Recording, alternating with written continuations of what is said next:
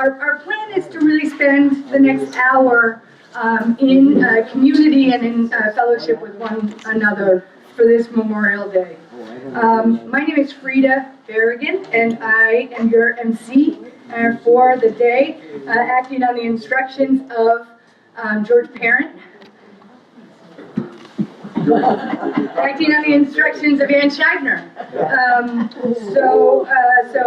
Ann Scheibner, the members of the Connecticut Committee for the Prohibition of Nuclear Weapons, is responsible for calling us all together here today. So I'm going to give a few opening remarks, and then I'm going to turn it over to the musicians, who you're all really here to see. So let's begin with a little solemnity, though, because Memorial Day began here in the United States as a day to decorate the graves of Civil War soldiers. It was a solemn day of remembrance, a day to take in and contend with the bloody costs of war. Right? 800,000 people killed each other in the Civil War, and so the labor of contending with that loss was significant. The first national commemoration of Memorial Day, Decoration Day, in 1868, 5,000 people worked together to decorate the graves of 20,000 soldiers at Arlington National Cemetery. And let's just think a little bit about the work that would have been. Of course, this first national commemoration of what came to be known as Memorial Day was preceded by another day of labor, right? In 1865, soon after Charleston, South Carolina fell, surrendered to Union soldiers, 10,000 mostly freed black people, freed from enslavement, paraded to a race course, a fancy kind of southern race course that had been turned into a prison, an internment facility for Union soldiers. The conditions in this makeshift prison had been abysmal. 260 soldiers had died from exposure, disease, starvation.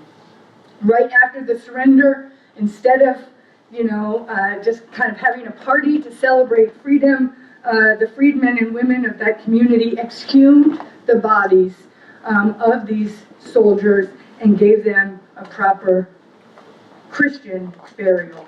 And they labeled the graveyard with a sign that said, "The Martyrs of the Racecourse."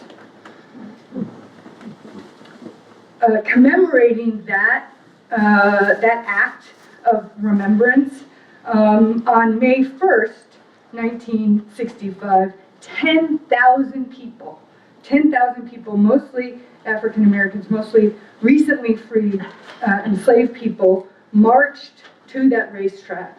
And they carried flowers, they sang John Brown's Body, they prayed and they wept, and that was that was the first Memorial Day.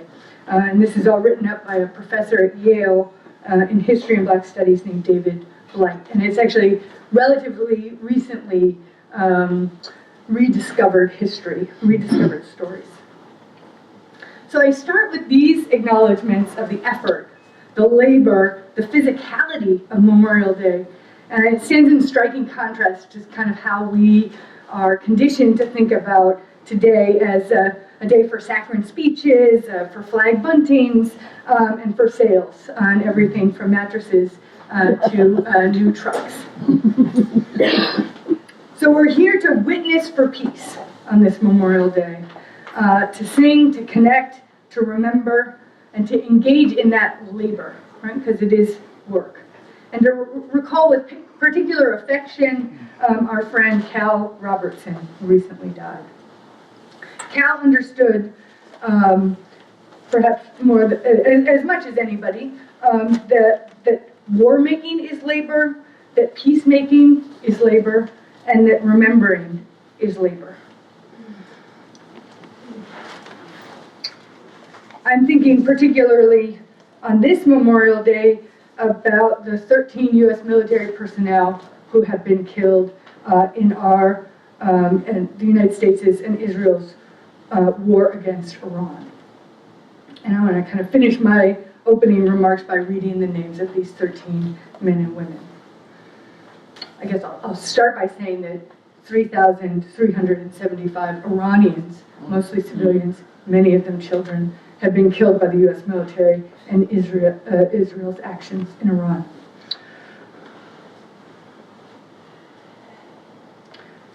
So I thought about not saying their rank, but it is a part of everybody's identity, and so I will share their rank and their age. Major John Alex Klinner, age 33. Captain Ariana G. Savino, age 31. Technical Sergeant Tyler H. Simmons, age 28. Technical Sergeant Ashley B. Pruitt, age 34. Captain Seth R. Koval, age 38. Captain Curtis J. Angst, age 30. Sergeant Declan Cody, age 20. Captain Cody Cork, age 35. Sergeant First Class Nicole Amor, age 39. Sergeant First Class Noah Teitgen, age 42. Major Jeffrey O'Brien, age 45.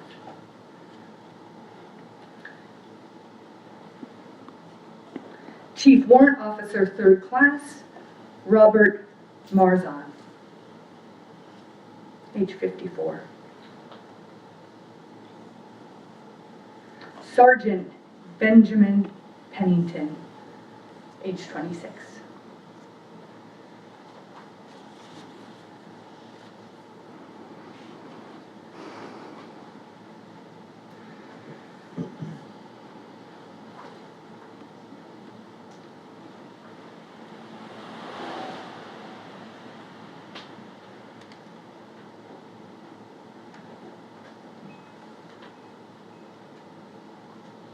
And I think it only adds to the grief and the loss of these, the families of each of these people, many of whom were parents. It only adds to the loss to remark that almost all of these men and women died in what can only be called preventable accidents, in an undeclared and illegal war. 6 were killed in a collision of 2 American jets, and 6 were killed in Kuwait in an Iranian drone strike. If they had been in a slightly better facility, they would have survived it. And it's indicative of the hasty, sloppy, careless, and callous nature of Trump and Netanyahu's war against Iran that we are even familiar with these names of these 13 men and women. So with that as backdrop and context, our program today includes music and poetry and remembrances. And as we're moving through this program, perhaps we can think of each one of these creative efforts as a flower that we, in our imagination, place on the grave of a soldier, like Ashley or Declan or Tyler, or like our own, parents or grandparents, family members who have been killed in war. And perhaps we add the prayer, no more death, no more killing.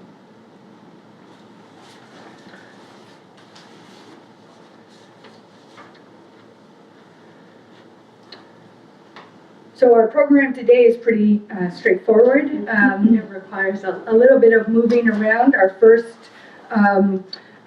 offering will be from Linda Hines, Reverend Burtis, and the Justice Singers. They'll be followed by Hugh Birdsall. And then after that, there'll be an opportunity if anybody wants to come up to these really nice microphones that Rich Martin has here and offer some remembrance of our friend Cal Robertson. People can do that. We're going to limit people to 2 minutes, and hopefully that doesn't feel like too clunky to give everybody a chance to speak. Then after we do that, Charlie Ewers will end that period of remembrance with a poem. And then Ben Parent will come up and do a couple of songs, and then we'll be closed out by the Justice Singers. How's that sound? Does that sound good? And I'll just draw people's attention while we're all sort of settled and sitting to the table behind Ann Shagner here and the sign How Are the Children in honor of that query which Cal represented so well on the streets of New London and Groton and Mystic. We're raising money for the Drop-In Learning Center. So if you have a couple extra dollars and want to put those in, Rihanna Dice is here, director of the Drop-In Learning Center. So you can have a chance to say hello to her and express our communal gratitude for that labor there too. I don't think I have any other remarks that I need to make. And so I'll just welcome Reverend Burtis up, interim minister at All Souls Congregation on J Street. And you're all welcome to come any Sunday if you like this. Okay, take it away. Thank you, Frida. All right, so we're going to do some singing. I need to sing right now. Y'all need to sing? Y'all want to sing? Yeah. Whew. Thank you so much. That kind of really reminded us why we're here, or one of the reasons why we're here. And there's a song called Dona Nobis Pacem, which means what? Yes. So we're going to sing that. We're going to sing it all in unison. We're going to sing the whole thing. And you might have some music here. And what we're going to do is we're going to sing it all together. And then we're going to sing it in a round if we can. Oh, yeah. It's going to be kind of ambitious, but we're going to do it. All right? All right, you ready? Got a note? First note? Oh, by the way, this is one of our song leaders for the New London Justice Singers, which is something new, by the way. And we're going to be debuting with a website and all kinds of things. We meet at All Souls and random places in the future, but meeting on Wednesdays, first and third Wednesdays. But let's sing Dona Nobis Pacem. All right. So, Dona Nobis Pacem, Pacem, Dona Nobis Pacem, Dona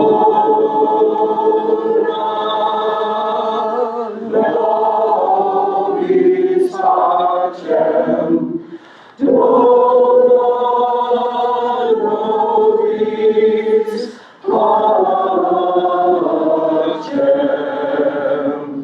Dona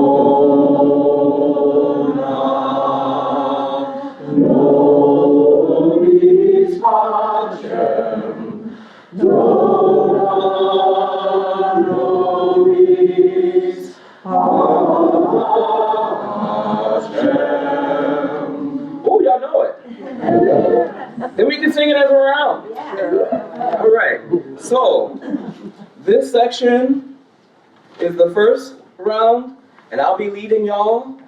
This section, Linda will be leading y'all, and that section, Nick will be leading y'all. And if you don't know what section that you're in, pick one. All right?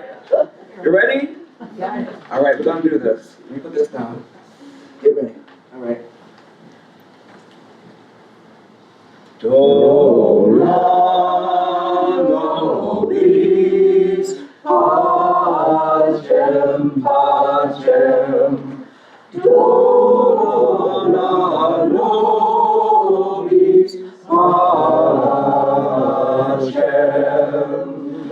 Do, nobis, pacem. Do, nobis, pacem. Do,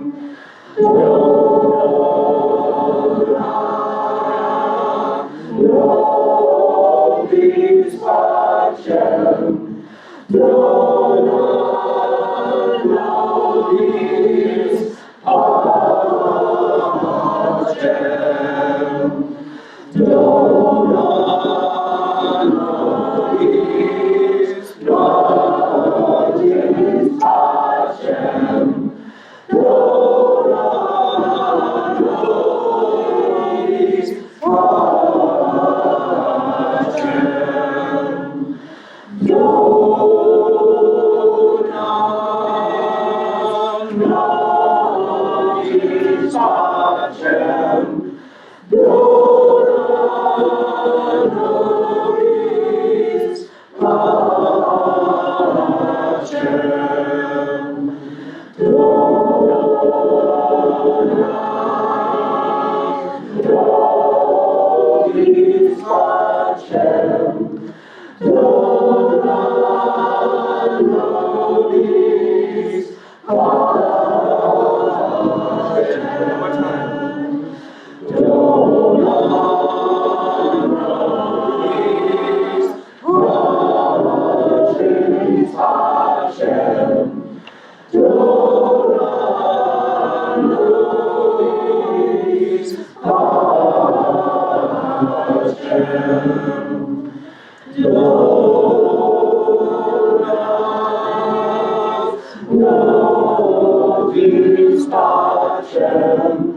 Do,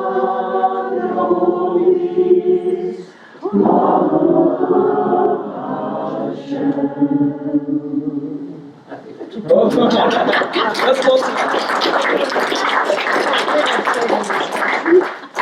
We don't sing in this country.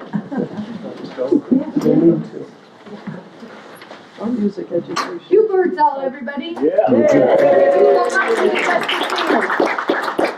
You made us all sound good.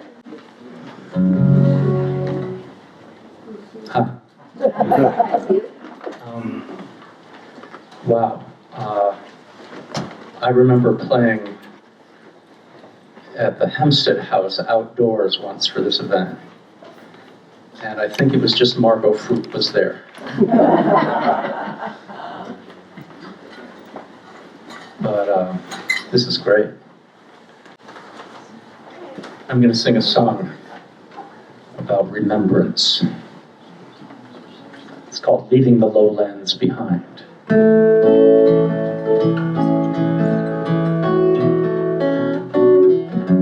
Let's try that again.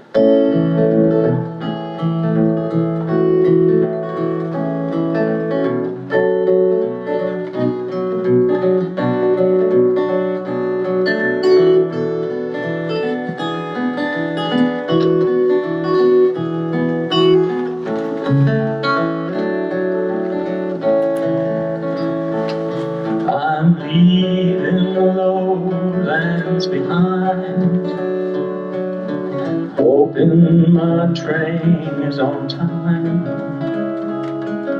Soon all I need to do is climb aboard and leave these damn lowlands behind. Way up there, the weather will be fair. Northerly breeze will shiver all the leaves, and I'll feel like I could believe, and I might not be so bereaved.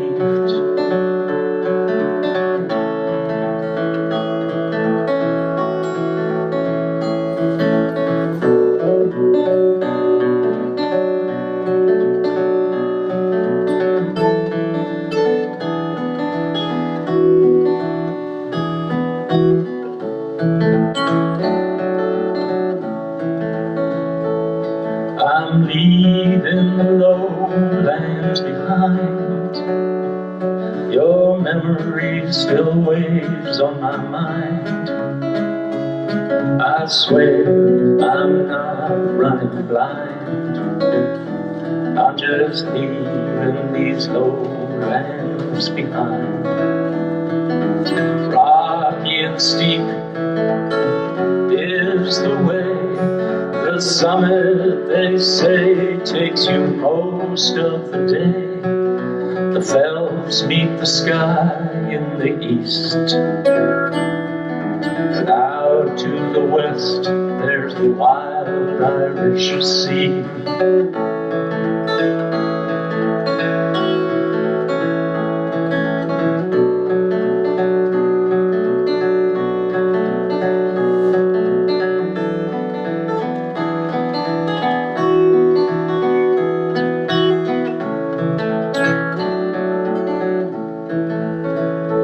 Now I'm leaving the lowlands behind. Though I'm tired and sick of trying, living is better than dying.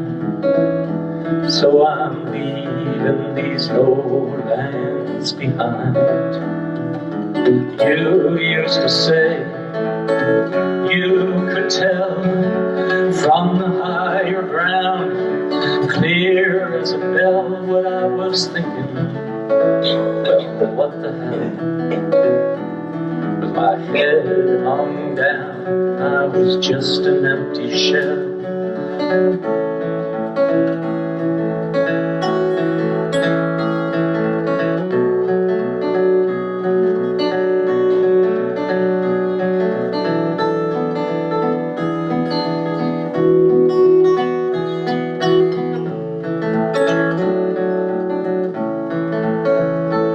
So I'm leaving the lowlands behind. Eventually I guess I'll be fine. I can wait, I don't mind, 'cause I'm leaving these lowlands behind. Leaving the lowlands behind.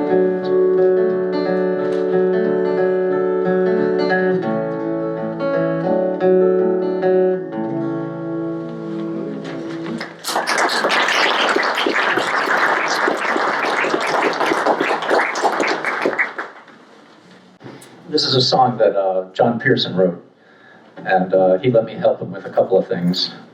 And he's actually added a couple of verses since we first worked on it. Yeah, actually. Let's go.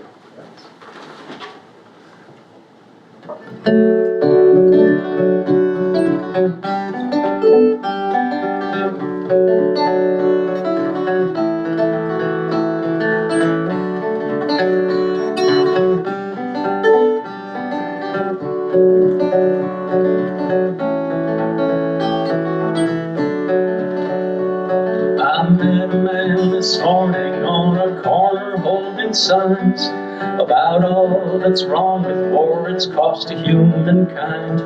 I asked if I could join him in his protest on the street. He said, "It's not a protest, brother, I am witnessing for peace."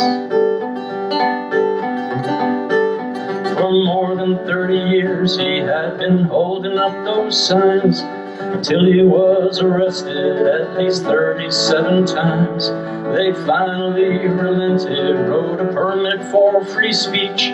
It's not a protest, brother, I am witnessing for peace. Good people will come gather in the struggle to exist, at times of summer vigils and the sunshine pacifist. But the vigil will stand on in the rain, the snow and sleet. It's not a protest, brother, I am witnessing for peace. I met some folks this morning on a corner holding hands, singing songs of peace and hope to people across the land. I asked if I could join them in their protest on the street. They said it's not a protest, brother, we are witnessing for peace. All the costs of war the politicians will debate, with their analytic bourgeois to predict the price of hate. But the weight of war is carried by the homeless refugee. It's not a protest, brother, we are witnessing for peace. The best tribute we can pay to the fallen warrior is that their children's children will not march again to war, and the children recognize that there's no glory in their grief. It's not a protest, brother, we are witnessing for peace. The path of peace is waiting, better angels call to us, with words of wisdom seeking sacred bonds of human trust. We are witnesses in time to the power of belief. It's not a protest, brother, we are witnessing for peace. Well, I said it is my pleasure to be standing here with you.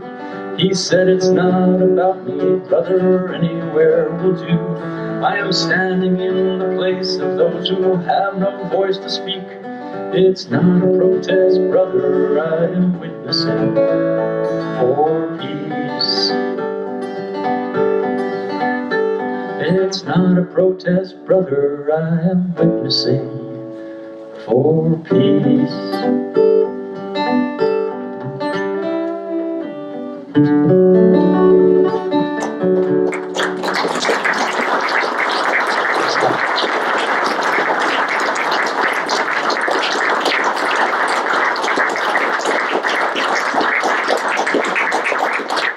Thank you so much, Hugh. And I hope that this crowd, and the fact that Marco, is Marco Frucht here? I saw him here. No? Anyway, that we're all here, and we wish we had been there at the Hempstead houses. We're all less alone. But we're here now, but because in large part because it's inside, right? It's nice to be inside. So that was a perfect segue for a period to remember our friend Cal Robertson. I have the following people who signed up ahead of time. I'm going to read them out, and you'll kind of speak in that order. And if I missed anybody or anybody else wants to speak, raise your hand, and I'll kind of take a stack, like we're at a meeting or something. So Ann Scheibner, Rihanna Dice will be second. Joanne Sheehan will be third. Maureen Kennedy will be fourth. And then Tim and Allison McGuire will be fifth and sixth. Anybody else want to speak before Charlie finishes this period out?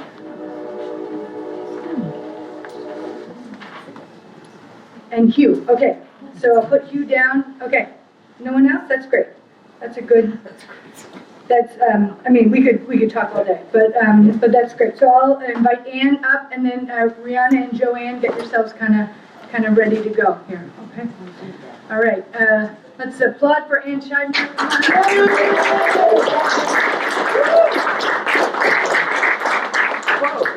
Oh, it's wonderful to see everybody. I'm particularly wanting to honor the people who may have been at last night's candlelight vigil. Anybody here from that organizing group? Okay, great. Oh, good, good. Carolyn Delaney, where's Carolyn? Cal's cousin, who supported him for all the years he lived at St. Francis House. I lived with him for 9 years, learned to love Amy Goodman in spite of everything. But I was totally ambivalent when I heard that this group that's been doing this candlelight vigil for 15 years had invited Carolyn to come and speak about Cal, because it said there was going to be the color guard from New London High School. I wasn't sure that Cal's witness of handing out George Miso's poem, which I hope all of you have seen, but the Vietnam vet who said, "My church, my country, my family told me it was wrong to kill except in war, but now I'm telling you, my country, my family, my church, that it is not wrong to kill except in war. It is wrong to kill, period." And I thought, how can I go to this to support Carolyn, right, and not undermine the witness that Cal did for all those years? And then Carolyn emailed me and said, they have been in touch with Blueprints down the street, which did all of Cal's printing and did the signs that he held, many of them, and that they were having George Miso's poem printed to include in the program. So Val Tamano, whom I've known since she was secretary for the superintendent of schools, asked me if I enjoyed last night. And I'm not sure that's the right word. I learned a lot, and I'm so glad I went. And I think part of what I think Cal is inviting us to do is to go hang out with people that we're not comfortable with, or we think we might not be comfortable with, and say hello and be ready for the conversation, whatever that might be. So I thank them.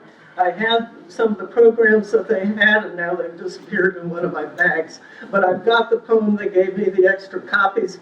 I'll put it there. Thank you all so much for being here. And turns out that's been going on for 16 years also. We, thanks to John, have been doing this for 10 years, right, at least. And the question was, what would happen when Cal couldn't witness anymore? Because when he came to St. Francis House, he wasn't well. And he got much better and continued that witness. And I think we're all trying to figure out how we go from here. That's what I learned last night. And thank you.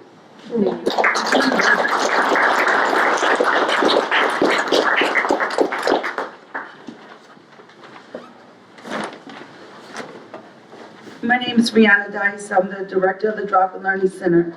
But I want to do something for a moment. I really appreciate the fact that you shared the history of Memorial Day. So it's very important that we do not allow history be erased from people of color. And so that right there really supported my soul. So I sat back and just a moment ago and let the song that was first sung just minister to me. So one of the things, I am a member, or was a member of St. Francis House, so I had the opportunity to be there, to live with Cal. And one of the things that we had in the backyard was 2 garden plots. So the Drop and Learning Center kids had the opportunity to visit St. Francis House as well, and to plant vegetables and fruit, and we always got greeted by Cal. They knew what day we were scheduled to be there. So Cal made sure he was on that porch, and he made sure that he acknowledged and spoke to the children. And I was so honored and pleased when he started holding the sign that says, "What about the children? How are the children?" Because it's very important that we take time to encourage you. Each one of you guys will be the voice that would change our community, no matter where you live at. Make sure that you stand up, acknowledge not to let history be erased. Know that your voice is important. Know that your vote count, and talk to other people about this. And I thank you for the opportunity to speak, and thank you on behalf of my families and children for the donation.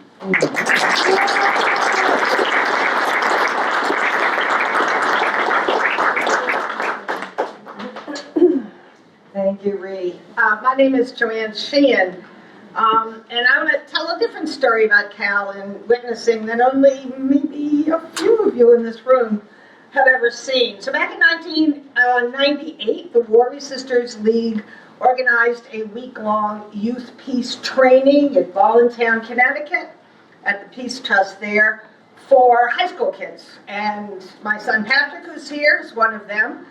Who was part of it. There's a number of other folks around here who have been active in that group. So at that, 2 veterans spoke, 3 veterans actually I think spoke to the high school students about war and doing anti-war work as veterans. And one was Ralph DeGia, who was a World War II conscientious objector, and one was Greg Payton, a black man from Newark who got drafted at the age of 18 and went to Vietnam. And when he realized what he'd been brought into, he said no and was locked up, and then later became a very, very active anti-war veteran. Patrick and a number of the other students influenced by that said, you know, we could go into our high school and we could tell the young people about what the recruiters are telling them and how it's a lie. But it would be good if we had a veteran. So we asked Cal. So Patrick and I went in with Cal one day to talk to Mr. Avino, you know, who was the dean of students there. And I think Cal lent a kind of seriousness to this that probably a student and his mom might not on our own been able to do. And so Cal came every month. We were there. The military was there every Tuesday in NFA, probably still is. But once a month we were there. After a few months, Patrick realized, and some of the other students, if we became a club, if they became a club, we could do this and have even more influence. And so Cal was there. We'd pick him up at the bus station in Norwich, bring him over, and his presence was really important to the students there. And for 4 years he did this. And what Cal would do is he would have the George Mizo poem, but he would just also talk to the kids who would come up and be kind of interested in talking to him.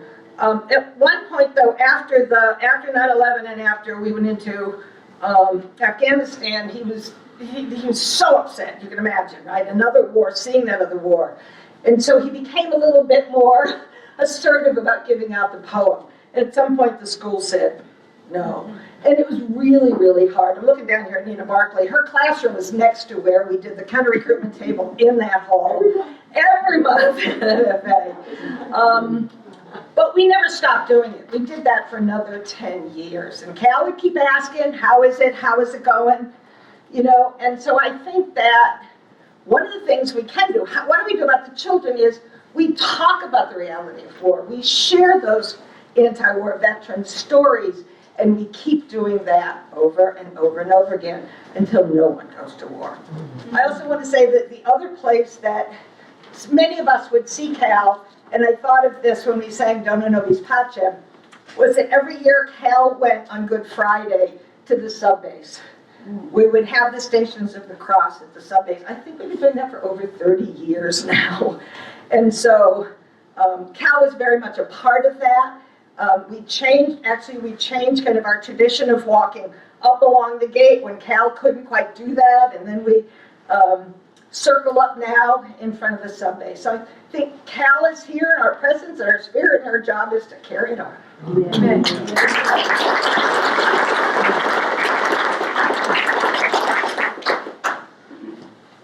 Oh, hi, I'm Maureen Kennedy. I signed up to the list just because, as someone who's been around here in New London a long time, I have so many memories of Cal standing out there at the Soldiers and Sailors Monument. And I think many of you here know that he was a really good friend of my good friend George Clark. And when I was the gallery and programming manager at the Hygienic, George Clark was always there helping out, you know.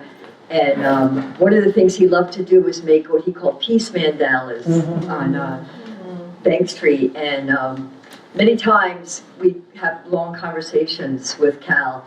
And I learned so much from Cal and George, you know, about peace and nonviolence. And I attended the event last night at the train station, and it was wonderful. I'm so grateful for all the people that have been putting that event on for so long. And I just was thinking about how great it was that I could sit there, and when Val was up there talking, I could look out at the Soldiers and Sailors Monument, you know, and think of Cal standing there. And the mayor gave an excellent speech in which he mentioned Fort Griswold and the people that were fighting there. And as anybody here knows me, I'm a total history geek, and I'm pretty much descended from the founders of New London. And I've spent a lot of time in graveyards. And recently I was walking with, my granddaughter is in the New London ROTC Juniors, and the ROTC was there last night too at the train station. And I was so proud when I saw her, you know, marching in the parades, you know. But when we walk at the cemetery, you know, you can't help but you see these headstones with the caps that they wore in the Civil War, and the names of the young people that died when, you know, they were in their 20s and 30s, as you read about the people that have recently died from war. And I've spent a lot of time in a lot of graveyards, and my family was very military. My father was in the Coast Guard, you know. We came here because he was on the Eagle. And it's hard because I'm very, very proud of the work that my ancestors did, the sacrifices they made for my freedoms. And it really hurts to see what's happening with our freedoms today, and as a woman especially. But I'm so proud of people like Cal and George that never, ever stopped working, you know, praying for peace and witnessing for peace. And I'm glad we're all here remembering them today. Thanks for letting me remember too.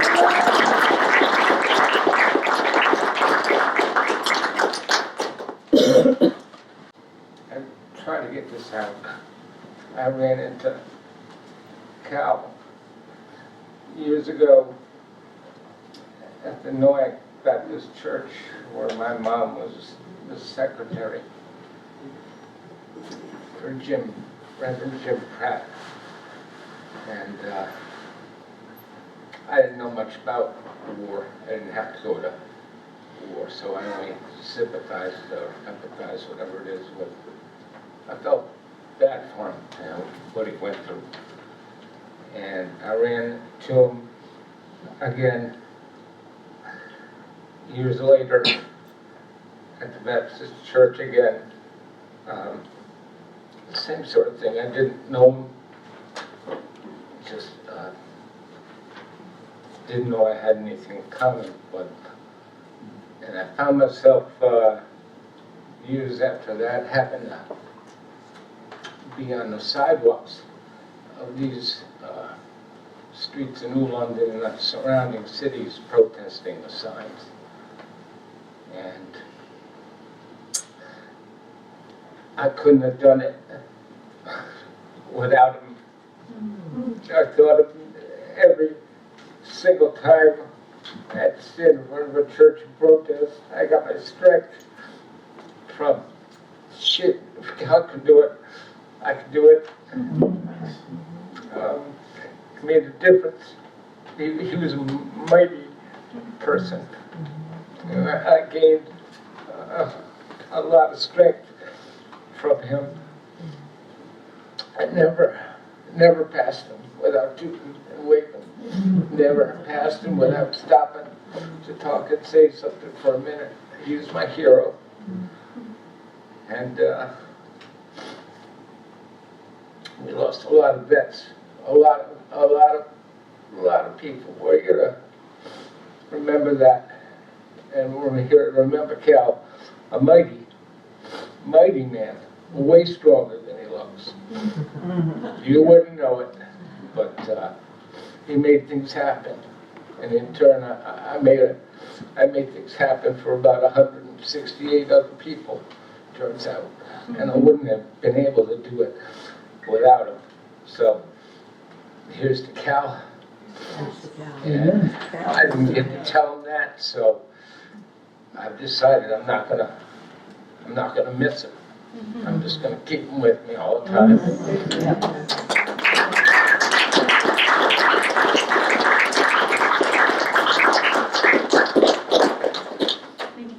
Yep. I was thinking about the future of Cal's work this morning around 4 in the morning. And 2 words came to mind. Flash mob. If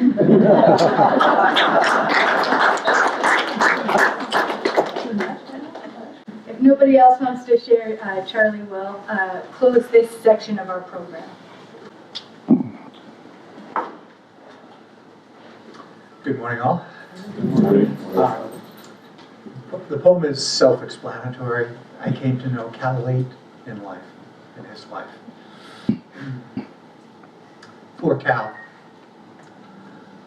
Although I had known of Cal Robinson for years, I first talked with him on a summer's day a few years ago at a gathering honoring the closing of St. Francis House. Why I had waited so long to make his acquaintance is my loss.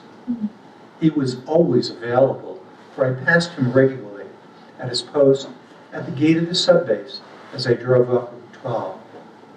I should have stopped. Maybe some of his courage would have rubbed off on me. 2 tours of duty in Vietnam as a Navy corpsman, an ambulance driver in San Francisco, a migrant crop picker on the West Coast, and a shrimper in the Gulf. Cal's life was full of risk. When he returned to Connecticut in the 70s, he continued taking chances, this time waging a relentless campaign for peace in a region where the military-industrial complex fuels the economy. At the gates of the subbase and General Dynamics in Groton, in Mystic, and in London, and up and down the coast, he was our David taking on the Goliath of the war machine. On the cover of the program celebrating his life this past April at the Noank Baptist Church was a black and white photo of Cal holding a sign stating, "War is not the answer." Cal was right, of course, as our latest foray into the Middle East proves once again. Implicit in Cal's witness for peace is an invitation for us to join in, to use our voices, our votes, and our lives to create a humane world where kindness is the currency of human exchange.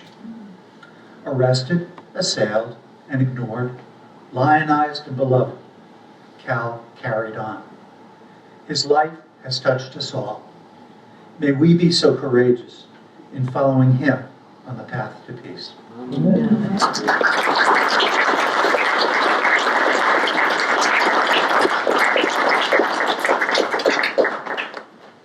Great, and with that, we're right on track in terms of the schedule. By the time we all leave here, it'll be sunny out. So I'm going to bring up Ben Parent now to sing a couple songs.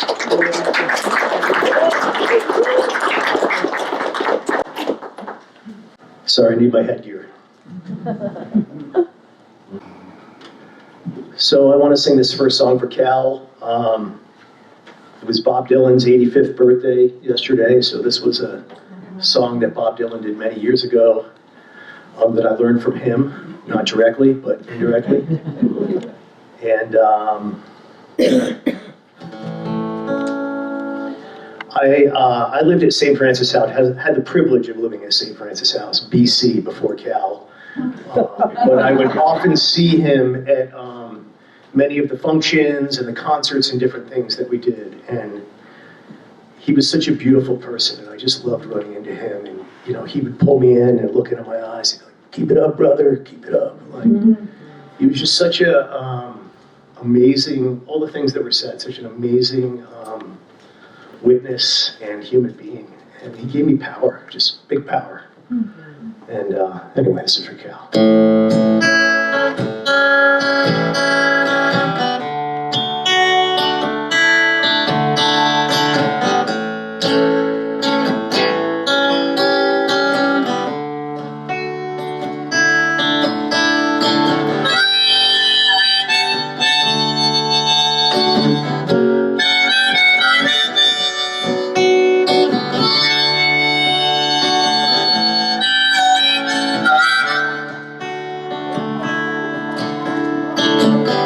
He was a friend of mine.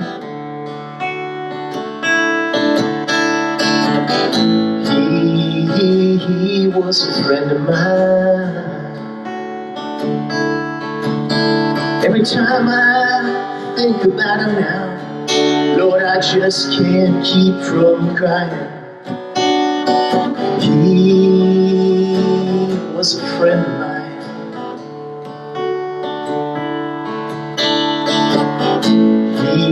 He kept watch by the road.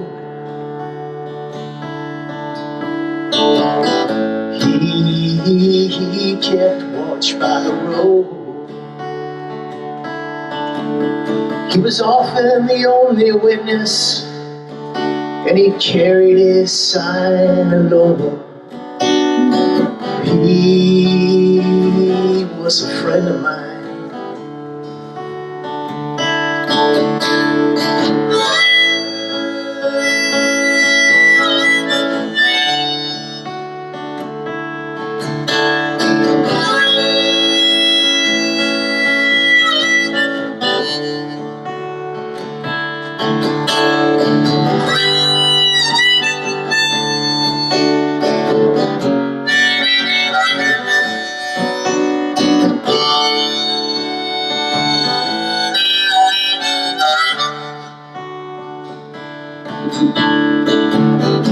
He knew the hell of war.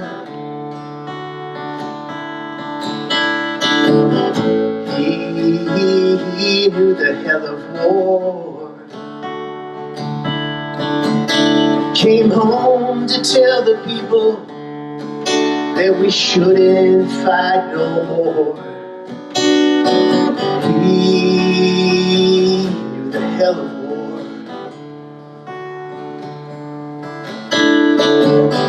I looked into his eyes. I looked into his eyes. I saw love for his fellow man, no army general could deny. I saw the smile in his eyes.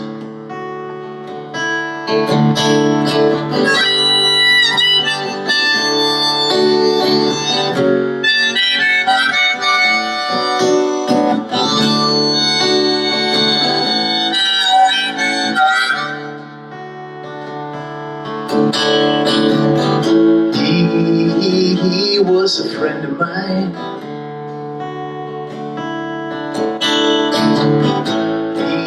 He was a friend of mine. Every time I think about him now, Lord, I just can't keep from crying. He was a friend of mine.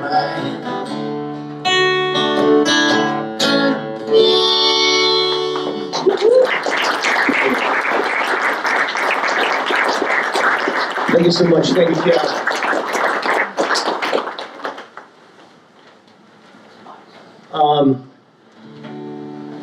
So I want to thank you all for coming here. I think this is really inspiring to see so many people here. And I believe we are the peacemakers now. We got to pick up what Cal said. You know, do what Cal, keep doing what Cal did, and kind of, as we can, just trying to fight the good fight, or not fight the good, not fight, I guess. Just it's hard. It's hard not to,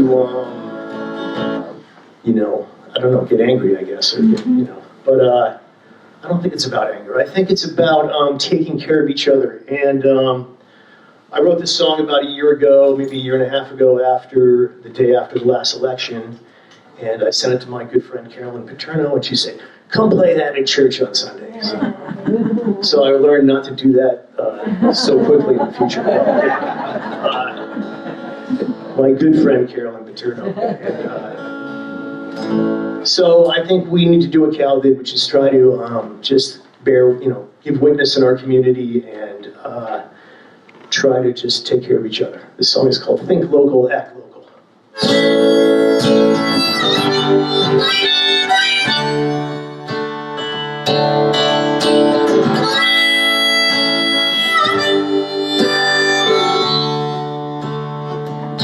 I can reach out my hand, I can tend to the land,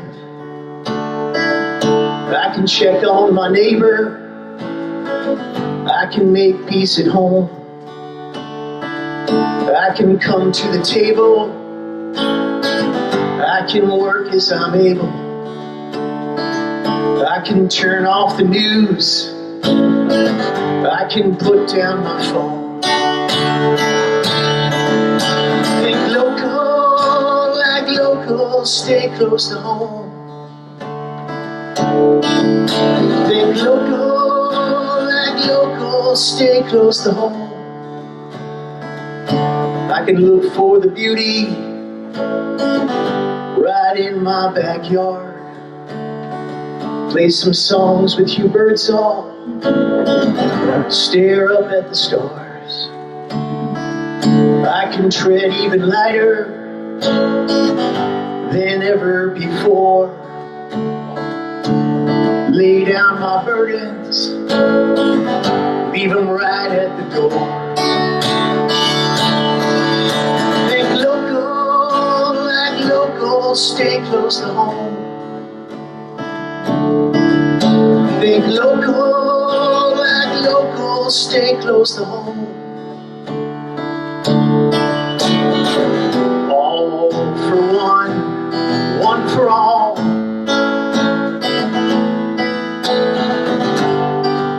That might not be a thing. Right here, right now.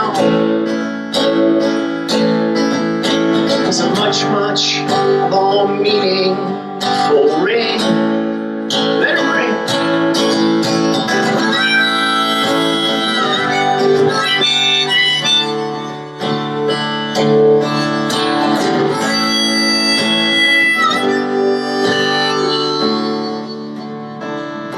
I can reach out my hand, I can tend to the land.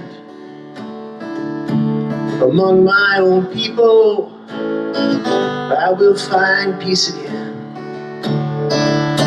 We can come to the table, we can laugh as we're able.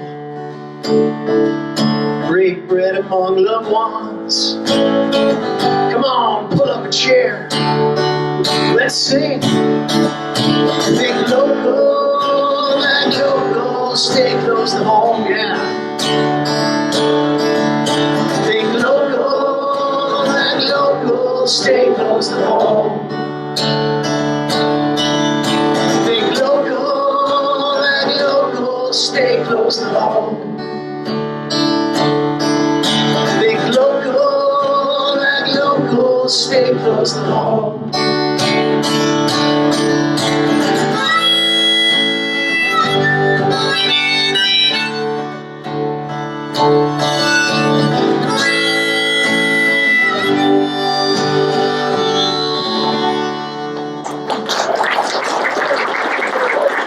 Thank you so much. Thank you for singing along. I appreciate that. I'll do one more for you. It's also a sing-along. I'd like to thank Rich for doing the wonderful sound and having us here in his fine establishment. He's a great guy. I'd like to thank Mayor Passero for coming out to all these events and live streaming them and like taking the hit from the commenters but doing the right thing. I appreciate it. He's a good guy. He's doing a lot for the city.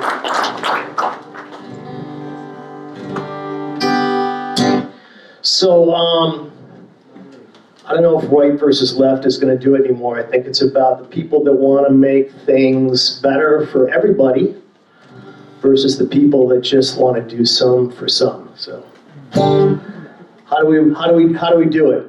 We only get there if there's more of the former, the people that want to do lift all boats and bring us all there. So, is there more of us than them? Is there more of us than them? It's the only way we win if there's more of us than them. Is there more of us than them? Is there more of us than them? It's the only way we win. Let's put the hate back in the box. Turn the key and lock the locks. Put pen to paper, pick up your phone. Make sure your friends get out and vote. Is there more of us than them? Is there more of us than them? It's the only way we win if there's more of us than them. Is there more of us than them? Is there more of us than them? It's the only way we win. Hate left unchecked just grows and grows. Where it ends, nobody knows. But not to fear, there's more of us. Time to shake off this apathy and rust. Is there more of us than them? Is there more of us than them? It's the only way we win if there's more of us than them. Is there more of us than them? Is there more of us than them? It's the only way we win. I will not bend to the will of hate. In our better natures, I put my faith. Just a tiny bump in a longer road. There's still so many miles to go. Is there more of us than them? Is there more of us than them? It's the only way we win if there's more of us than them. Is there more of us than them? Is there more of us than them? It's the only way we win. The journey's long and the arc is wide, but there's a bridge to the other side. Science and kindness, human hearts. We're just gonna have to use our smarts. Is there more of us than them? Is there more of us than them? It's the only way we win if there's more of us than them. Is there more of us than them? Is there more of us than them? It's the only way we win. Nice and loud. Is there more of us than them? Is there more of us than them? It's the only way we win if there's more of us than them. Is there more of us than them? Is there more of us than them? It's the only way we win. This land is your land. This land is my land. From California to the New York Island, from the Redwood Forest to the Gulf Stream waters. This land was made for you and me. One more time. This land is your land. This land is my land. From California to the New York Island, from the Redwood Forest to the Gulf Stream waters. This land was made for you and me. This land was made for you and me. This land was made for you and me.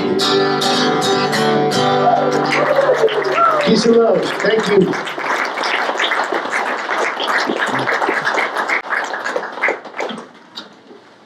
Okay. Liking is optional. Loving is mandatory. Amen. Loving means do no harm. All right, thank you, George. So we're just about at the end of our program. Thank you so much to Ben and to Hugh and to the Telegraph. We have two more things that we want to do before we close. And the second to last thing is to invite the Justice Singers back up I think we'll just sing, Hold On, keep your eyes on the prize.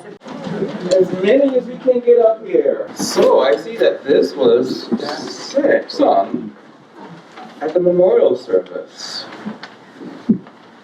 Oh, there you go, thank you. All right, so there is a reprise to this that there's a chorus, and we're going to invite you all to sing. Keep your eyes on that prize. Hold on. Sing. Keep your eyes on that prize. Hold on. All right. So there's some verses to this, but to keep y'all kind of with us, we're gonna clap a little bit. Is that all right? We can clap. Okay, keep it on the beat now. Okay, I'm just saying. All right, let's start. Let's start by clapping. Paul and Silas, bound in jail, had no money to go their bail. Keep your eyes on that prize. Hold on. Paul and Silas thought they were lost. The dungeon shook and the chains came off. Keep your eyes on that prize. Hold on.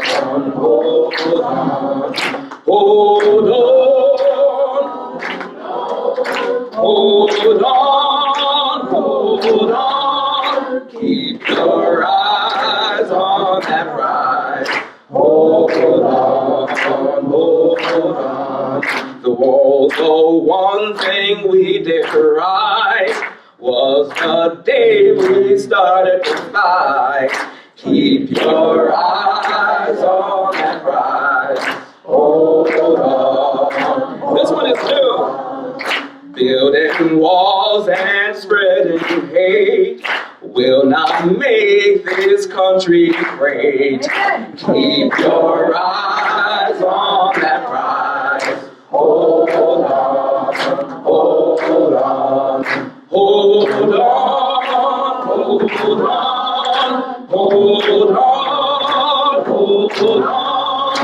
Keep your eyes on that prize. Hold on.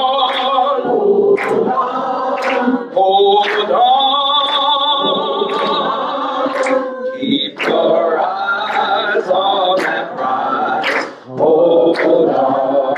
One more time. Hold on.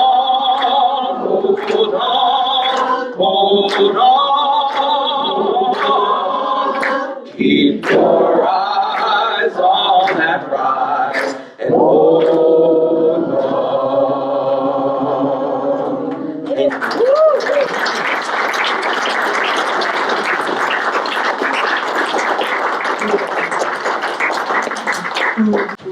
Thank you so much to the Justice Singers. There's an invitation to come and sing with all of these good people every other Wednesday evening, right? At All Souls. 6 o'clock. 6 o'clock. So first and third Wednesdays of the month at 19th Cards on the Street. table. Cards on the table, and thank you, Claire Vento, for pointing out the table. There's food. Yeah, let's hear it for Claire Vento. There's food on the table. Please take some. All right. So thanks again to all of you for coming. Thanks for hosting us, Rich Martin, and please enjoy the rest of this day. Thank